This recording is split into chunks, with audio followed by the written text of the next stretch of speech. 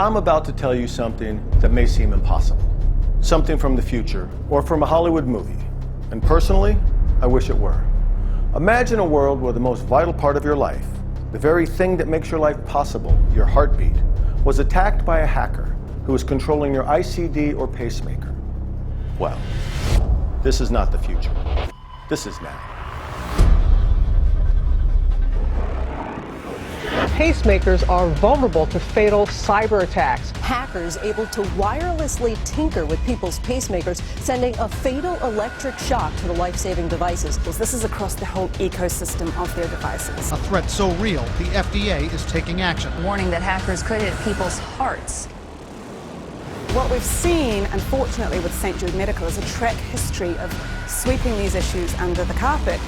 The manufacturers may fight it because of the expense, and it may require recalls.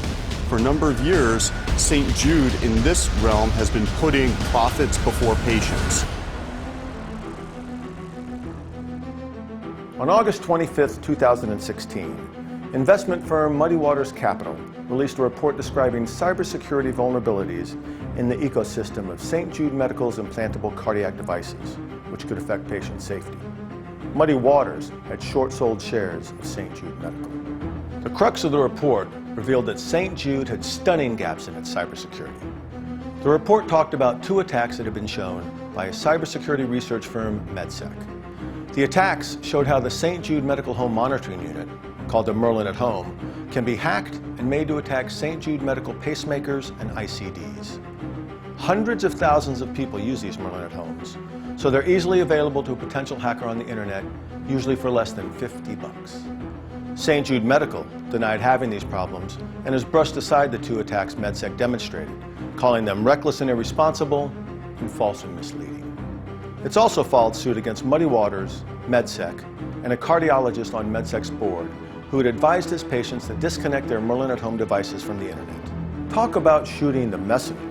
In responding to revelations of these attacks, St. Jude Medical critically states that Merlins are incapable of transmitting programmer commands and that Merlins can't change therapeutic settings on devices. As this video and our technical video show, St. Jude Medical's claims are completely false.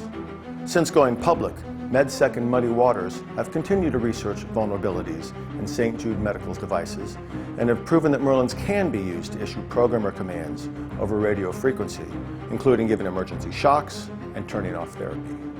The programmer commands are able to be reverse engineered for this type of attack because in a decision a former St. Jude engineer called incredibly ridiculously stupid, the programmer's code sits on a removable, unencrypted hard drive inside the device. This hard drive can be easily plugged into a hacker's computer and is unencrypted, meaning the code is completely exposed. A hacker doesn't have to work too hard to figure out the code for various commands. He can then broadcast the commands to nearby users over hacked Merlins. This video is about these new vulnerabilities and how they can be exploited by a hacker. We're releasing a separate technical video that takes you through detailed demonstrations of these vulnerabilities and attacks. The tests you're seeing on your screen are being performed on devices similar to the ones implanted in hundreds of thousands of people, manufactured by St. Jude Medical. In Muddy Waters and MedSec's opinions, these vulnerabilities exist today because for years, St. Jude Medical has put profits over patients. At the time these revelations were made, St. Jude Medical was on the verge of being sold to Abbott Laboratories. If this deal goes through, St. Jude Medical's chairman will sell his stock for approximately $500 million, and St. Jude Medical's CEO will earn a bonus of approximately $35 million. Does St. Jude management really believe that Merlins can't issue programmer commands?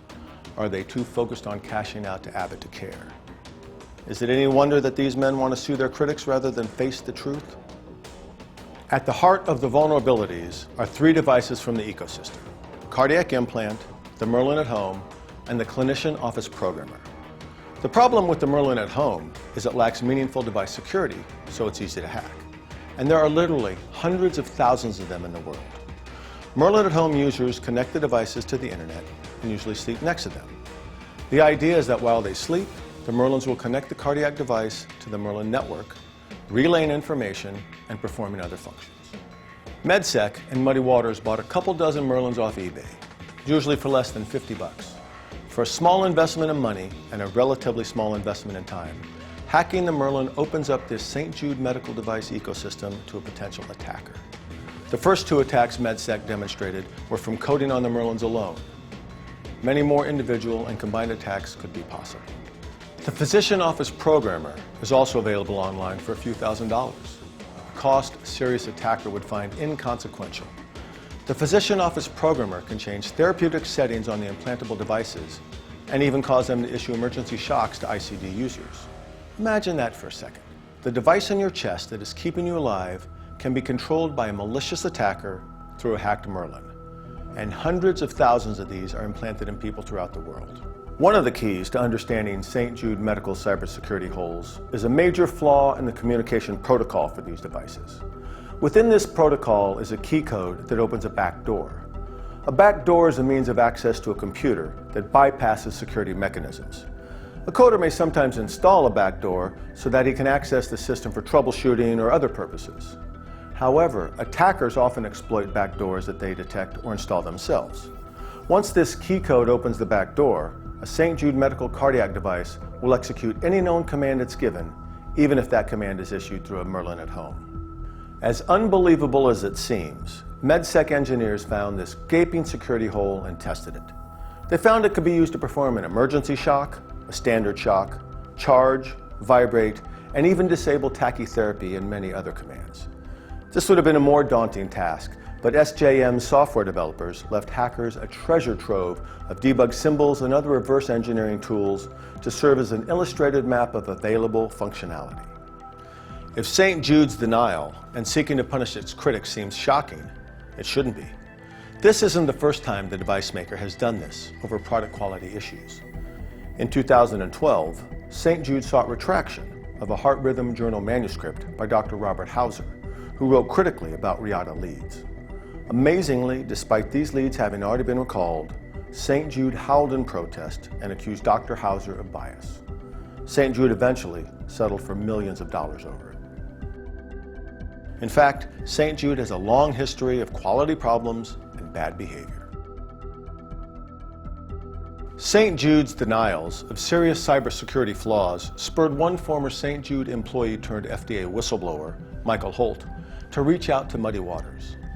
Holt says he reported issues in St. Jude's Sylmar manufacturing facility to the FDA in 2010. That facility later became the subject of a consent decree between St. Jude and the FDA. While St. Jude may have since fixed these issues, we can't help but think the issues all stem from the same root cause of putting profits over patients. Let's take a look. In this video provided by Holt, we see a supposed clean room where the company assembles cardiac devices. It should be a sterile, uncluttered clean room. But what Mr. Holt uncovered was shocking, bordering on disgusting. While St. Jude Medical may have resolved this and other issues described by Holt at this facility, these problems from just a few years ago should have been obvious before becoming the subject of a whistleblower complaint to the FDA. St. Jude Medical insists that its device cybersecurity is adequate. But this is just not true. As we have shown you, Merlin at homes can be hacked to change therapeutic settings and possibly do serious harm to device users. St. Jude's denial that this is even possible is just another example of putting profits over patients.